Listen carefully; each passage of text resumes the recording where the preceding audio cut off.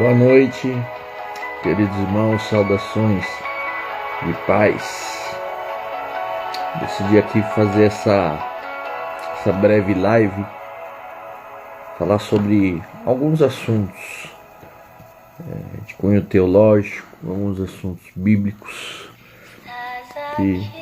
que é bom a gente discorrer, a gente aprender, a gente falar.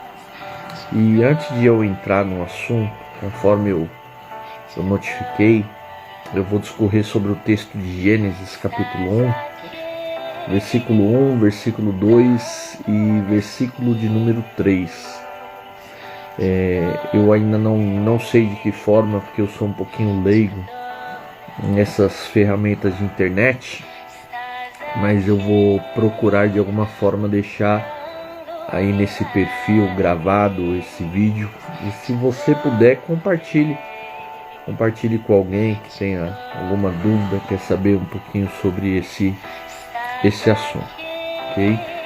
Então eu queria falar a respeito desse livro, Decifrando a Criação, que é um livro que traz um conhecimento a respeito desse embate que a gente vê perdurando durante séculos, a respeito da criação, criacionismo, o evolucionismo. Então, Rabino Yosef Bitton, ele é o autor dessa obra, Decifrando a Criação, e é muito edificante.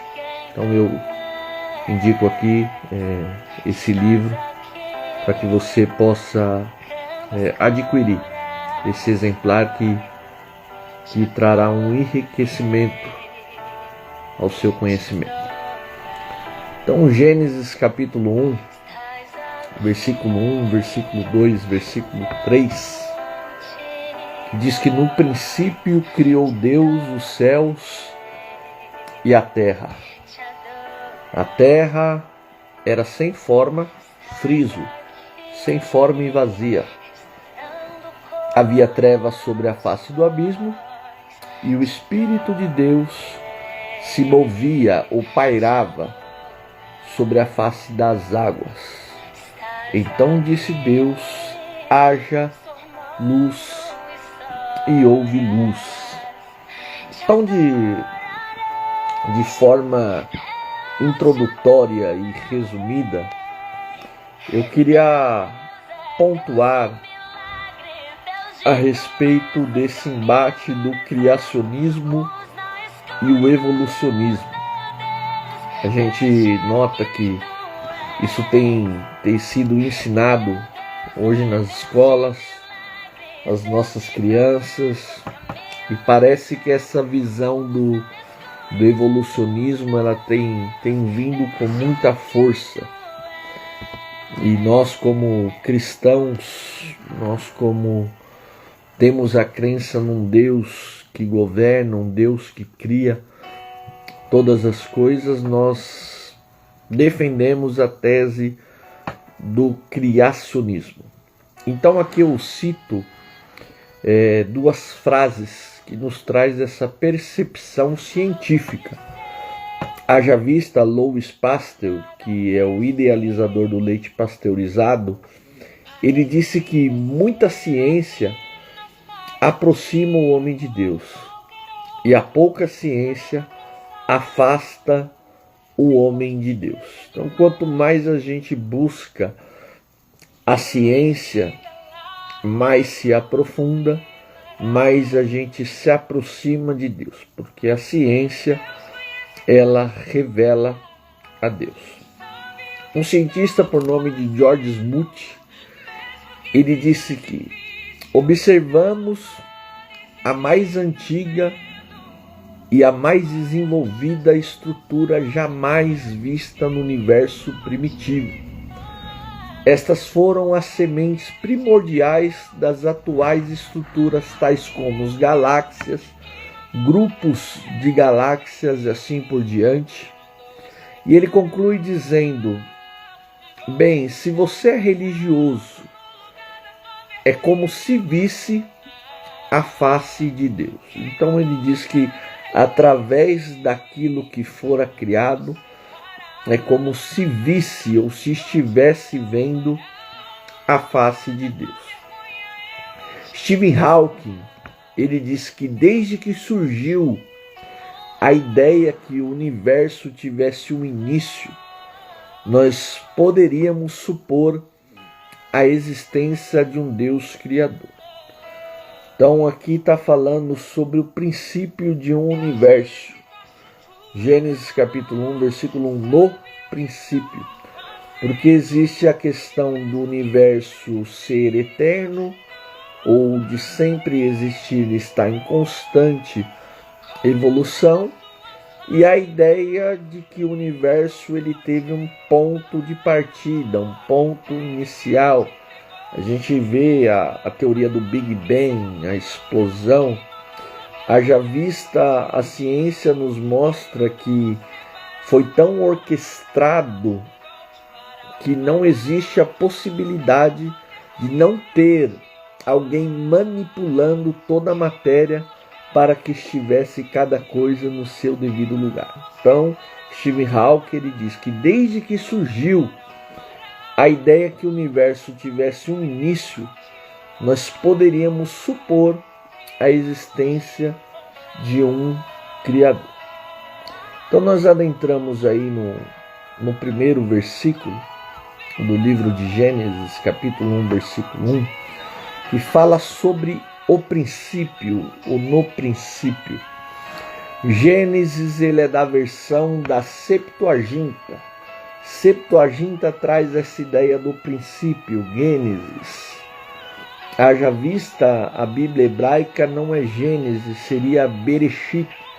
Bereshit que traz a ideia dentro da sua raiz, pois a escrita primórdia do hebraico, conhecida como proto-sinaítico, ela era como desenhos, como gravuras, e cada gravura tinha a sua representação. Com a evolução da escrita, o proto-sinaítico, que se tornou paleo-hebraico, ele faz com que aquele desenho se torne uma letra. Então a raiz do Bereshit seria Resh. Resh, que no proto-sinaítico tinha o sentido de cabeça. Então Bereshit traz essa ideia de um cabeça, um idealizador. Haja vista, Deus ele é o arquiteto do universo. Deus ele idealizou todas as coisas. Então Bereshit seria o cabeça, o idealizador. Então no princípio, o cabeça, o idealizador, ele criou. A palavra criou no hebraico é bará. A palavra bará, ela só aparece relacionada a Deus, porque a palavra bará do hebraico, ela traz a ideia de uma criação ex nihilo. O que seria a criação ex nihilo? Uma criação a partir do nada, ou a partir do nada, Deus, o cabeça, o idealizador, ele cria todas as coisas. E eu vejo um exemplo interessante sobre essa criação ex nihilo, ou essa criação a partir do nada, em um texto que ele é muito debatido, muito discutido, é o texto de Êxodo, capítulo 3, versículo 14, quando no contexto Moisés ele faz uma interrogativa para Deus sobre o que ele dirá para Faraó, sobre quem seria Deus. E no capítulo 3, versículo 14 de Êxodo, está escrito: E disse Deus a Moisés, eu sou o que sou.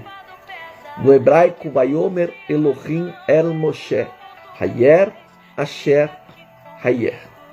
Friso algo interessante. O eu sou o que sou. Hayer Asher Hayer.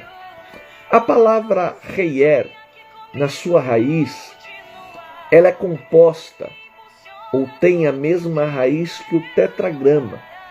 O que é o tetragrama? Tetragrama eram 4 letras que representam ou representavam o nome do Criador, o nome de Deus.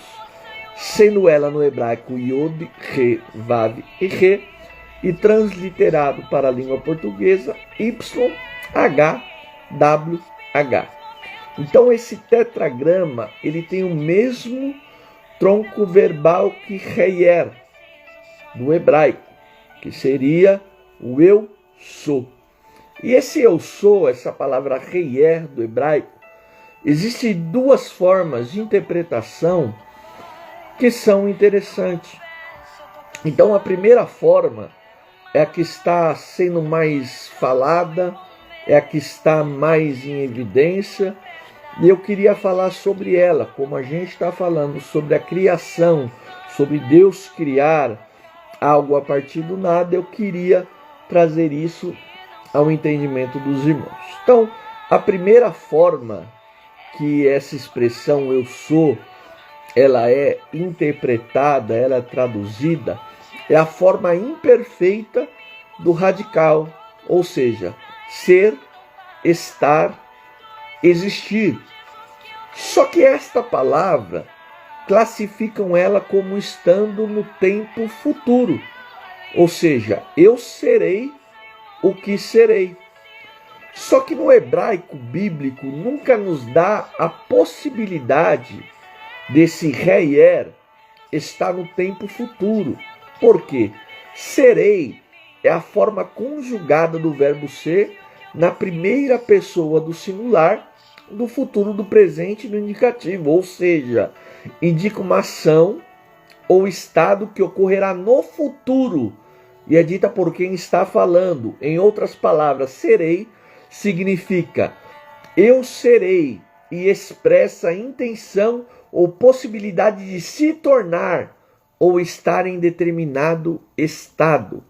E a gente tem que tomar cuidado quando a gente coloca eu serei no tempo futuro, porque a gente abre o espaço para uma ideia panteísta ou panteísmo, que Deus ele é aquilo que quer que seja, ou Deus está em tudo e Deus é tudo. Haja vista, a Bíblia não diz que Deus será, a Bíblia diz que Deus ele é o mesmo ontem, hoje e eternamente. No Salmo de número 46, no primeiro verso, diz que Deus é refúgio. Não diz que Deus será refúgio. O salmista no Salmo 23 diz, o Senhor é o meu pastor. Não diz que o Senhor será o pastor. Então Deus ele não se apresenta aqui no tempo futuro. Deus ele é presente. E existe uma segunda interpretação, que eu classifico ela como uma interpretação mais coerente, que seria uma interpretação causativa, no hebraico conhecido como ifil. Então essa interpretação causativa fala sobre aquele que causa o ser do que é, aquele que acontece, aquele que existe. A criação ex nihilo, criação a partir do nada. Interpretação causativa, ele é a causa de tudo. Ele é a causa de tudo existir. Então, quando Deus fala para Moisés, vai e diga, e disse Deus a Moisés, eu sou o que sou, Deus está dizendo para Moisés, vai e diga que eu sou a causa de tudo existir. Isaías capítulo 43, versículo 13, está escrito que ainda antes que houvesse dia, eu sou. Ou seja, ainda antes que houvesse dia, eu sou a causa de tudo existir. E não há nada nem ninguém que possa fazer escapar das minhas mãos, porque operando eu, quem impedirá? Então essa expressão eu sou o que sou, ela está ligada à palavra ou verbo bará, de criar. Criar a partir do nada. O Deus que chama a existência as coisas que não existem. Então, a partir de um nada, Deus ele cria os céus, a terra e todas as coisas que os nossos olhos podem ver, os nossos olhos podem contemplar, e aquilo que está no campo espiritual, que os nossos olhos não vê, mas pela fé nós acreditamos que existe. Então nós falamos sobre o princípio e sobre criar a partir do nada, ou Deus sendo a causa de tudo. No princípio criou Deus, no hebraico Elohim. Elohim, que alguns classificam como deuses, pois está no plural, não é Eloí, mas sim Elohim, que está no plural, é também conhecido como um plural majestático, ou seja, um engrandecimento daquele que é mencionado. Essa palavra ela é traduzida e transliterada como Deus, e também, eu preciso frisar isso, que ela é traduzida como a palavra juízes. No livro do Êxodo, capítulo 21, versículo de número 6, quando a gente vê a expressão juízes, no hebraico está como Elohim. Então, Elohim, ele é traduzido de acordo com o seu contexto. E ele fala sobre Deus e sobre juízes. Então, no princípio, o idealizador, o cabeça, a partir do nada, ele cria céus. Não está falando de céu de forma singular, está falando de plural. Então, a pluralidade dos céus. Quando a gente fala sobre essa questão do céu, existem diversas interpretações e linhas que falam sobre a diversidade do céu, o sétimo céu, as dimensões do céu, mas aqui eu falo e friso a respeito de três, de forma simples e objetiva, da criação.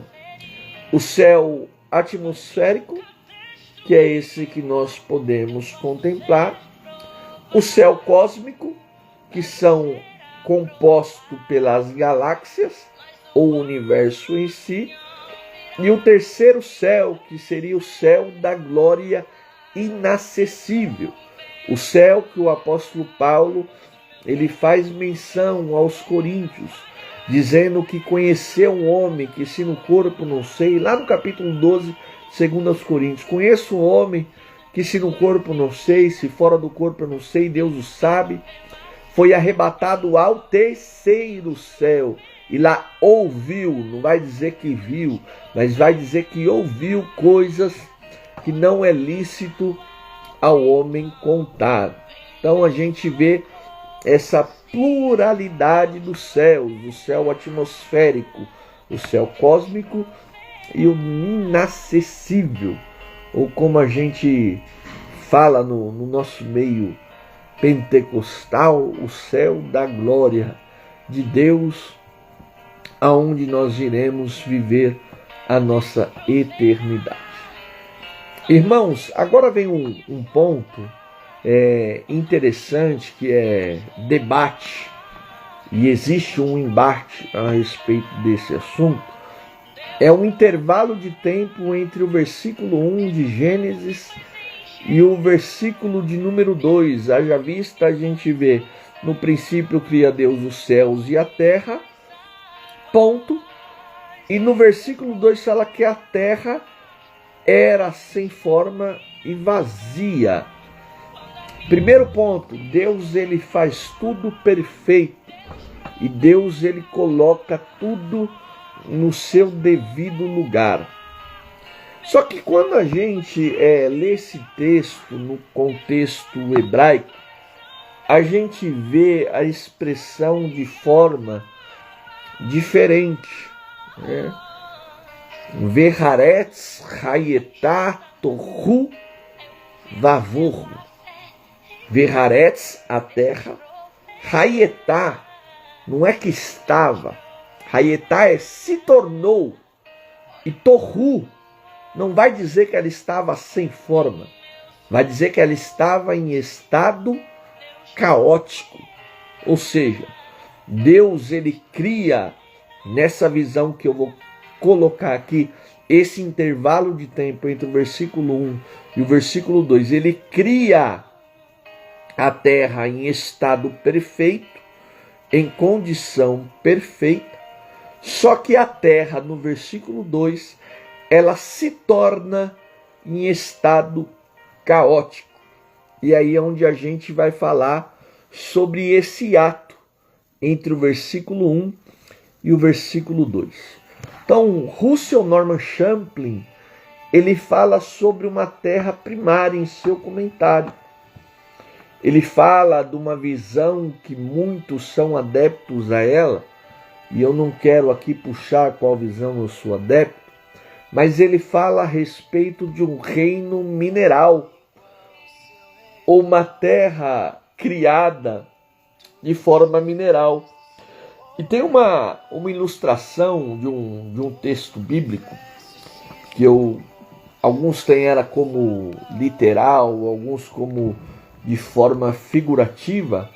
Capítulo 28 do livro do profeta Ezequiel, do versículo 11 ao versículo de número 19, vai falar sobre a lamentação do rei de Tiro. E é aplicado esse texto à figura do opositor, o opositor que é Satanás, o opositor que é o inimigo de Deus, o opositor. A palavra Satanás é aquele que se opõe, aquele que se coloca como adversário. Então vai trazer essa figura. E como é descrito, fala assim: você era um modelo da perfeição, um aferidor da medida, cheio de sabedoria e perfeito em formosura.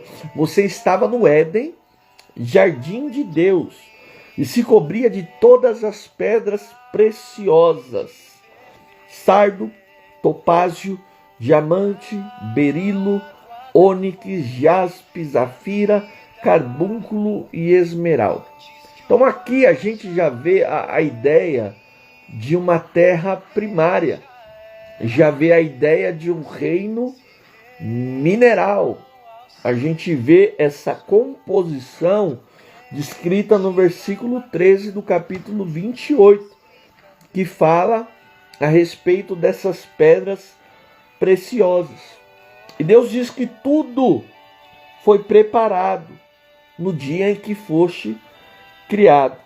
Você era querubim da guarda, foi ungido no Monte Santo, te estabeleci, andava no meio das pedras brilhantes, você era perfeito nos seus caminhos, desde o dia em que foi criado, até que se achou iniquidade em ti. Aí no versículo 16 fala sobre a iniquidade, a multiplicação do comércio, se encheu de violência. Ele era querubim da guarda e foi profanado. Deus diz: o lancei fora do monte de Deus e o expulsei do meio das pedras brilhantes. Você ficou orgulhoso, ó o orgulho, ó o pecado do orgulho. Você ficou orgulhoso por causa da sua formosura. O versículo 17 ele conclui dizendo: por isso eu lancei por terra, eu coloquei diante dos reis. Então essa expressão eu lancei por terra é o que dá a ideia desse hiato entre o versículo 1 e o versículo de número 2, que dá a ideia desse intervalo de tempo e o que aconteceu na terra que fora criada em estado perfeito. O Evangelho de São Lucas, capítulo de número 10, versículo 17, 18, 19, 20, do 17 ao 22, quando os discípulos eles voltam contentes à missão dos 70, e eles falam: Jesus, os demônios nos sujeitaram, e em teu nome E Jesus fala isso, que eu vos dou autoridade, exousia no grego, autoridade ortogada, ou dada deliberadamente. Só que Jesus vai dizer, não se alegre por isso. Antes se alegre por ter o seu nome escrito no livro da vida. E Jesus vai falar dentro desse contexto, eu via Satanás ser lançado por terra. Então diz que a queda de Satanás foi o que aconteceu nesse intervalo de tempo entre Gênesis versículo 1 e versículo de número 2, que tirou a terra de órbita. Por isso que a expressão Veharetz Hayetá, que vai dizer a terra se tornou Torru, em estado caótico. Veharetz Hayetá Torru. A terra se tornou em estado caótico. A queda de Satanás fez com que aquilo que era perfeito, aquilo que fora criado em estado de perfeição, se torna num estado caótico. Então não quer dizer que Deus, ele cria algo imperfeito. Deus, ele criou a terra perfeita, mas a queda de Satanás tira a terra desse estado e deixa ela em estado caótico. No entanto, a gente vê um controle absoluto de Deus quando diz que o Espírito de Deus pairava sobre a face do abismo. Olha que interessante. Ainda que estava em estado caótico, se tornado em estado caótico, o Espírito Santo de Deus pairava sobre a face do abismo. Quero fazer aqui uma aplicação que me veio ao coração. Ainda que a nossa vida ela esteja em estado caótico, porque Deus ele nos cria para a glória do nome dele, Deus ele nos cria para que a gente seja perfeito em nossos caminhos. Só que o opositor, o adversário, ele torna e deixa a nossa vida em estado caótico. Nunca se esqueça que mesmo nesse estado caótico, o Espírito Santo ainda paira sobre a face das águas, sobre a face do abismo, ou seja, no meio do estado caótico, Deus ainda está comigo e contigo.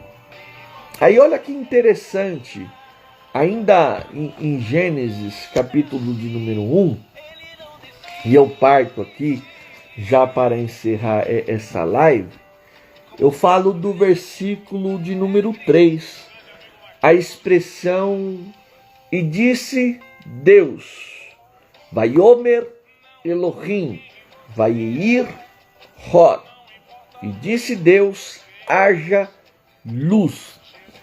Essa luz, ela não está falando sobre o astro que iluminava o sol, pois o sol não fora criado nos primeiros dias.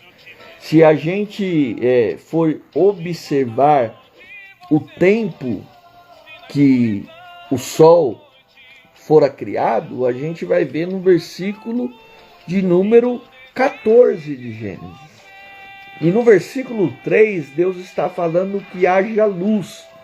Esse haja luz não está falando a respeito do luminar, mas está falando sobre uma ordem no meio do caos. Então, haja luz é Deus dizendo, haja ordem.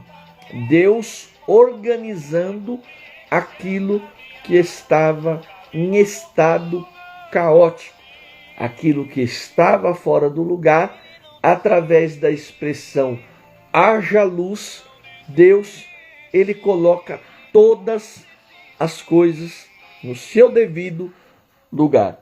Então essa expressão, disse Deus, haja luz, é Deus ele tirando a terra do estado caótico e colocando ela em estado de ordem, organizado.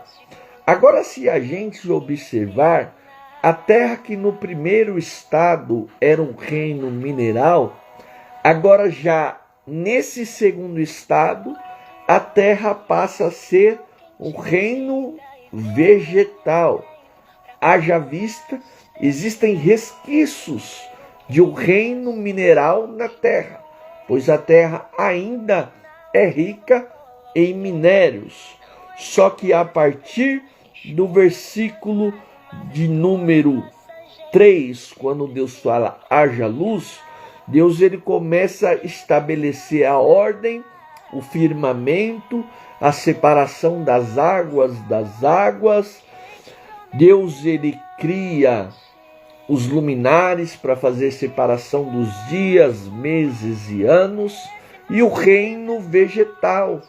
E Deus ele fala para que a terra produza. Ele fala para que a água produza. Então a gente vê aí em Gênesis capítulo 1 que não vai falar do reino primário, que era o reino mineral, mas vai nos dar entendimento de uma criação de um reino vegetal. Então, concluindo, qual que é a lição que a gente tira no versículo 1, 2 e 3 de Gênesis? Que no princípio o cabeça, o idealizador que é Deus, a partir do nada, ou ele ser a causa de tudo existir, ele cria todas as coisas. E ele cria os céus e a pluralidade dos céus, atmosféricos, cósmico e a glória, o céu inacessível. A terra que era perfeita, devido à queda do adversário, ela se torna em estado caótico. E Deus, no versículo 3, ele pega esse estado caótico e ele estabelece a ordem, dizendo: haja luz e houve luz.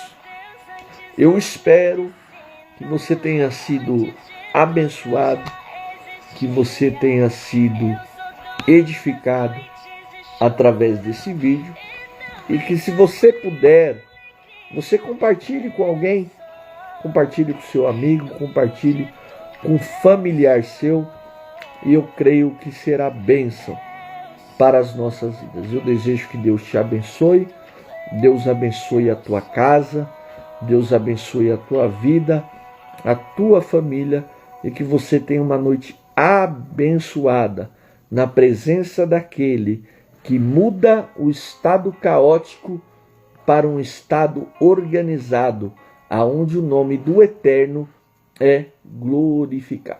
Que Deus em Cristo te abençoe no nome de Jesus.